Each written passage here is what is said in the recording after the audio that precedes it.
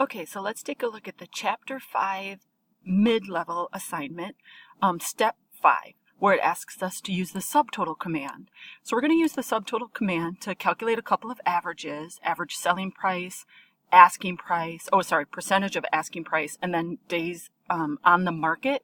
And here, the next thing where it says by city, that's really a critical piece.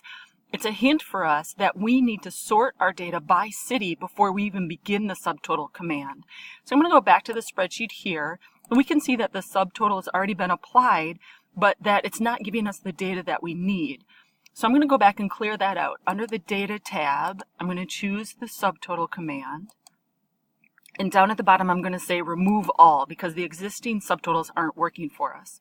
So here I can check to see that the data is sorted by city. If yours is not, you can right click on the city heading and do a sort A to Z, or from the Data tab, use your sort command by city. I think they're all ready to go for us. Yep. Okay, so now I'm going to click the subtotal command again. And in the first box where it says at each change in, I'm going to say at each change in city.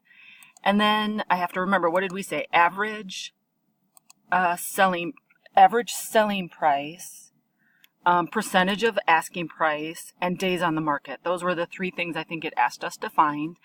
We'll leave the remaining defaults as they are and click OK.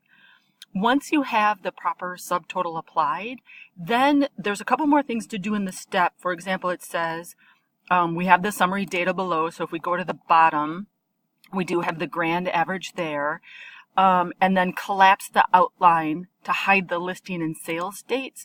And those are these buttons here. As you will remember from the hands-on activity, you click those buttons to either expand or collapse the data. And then I'll let you decide how to make the proper data show.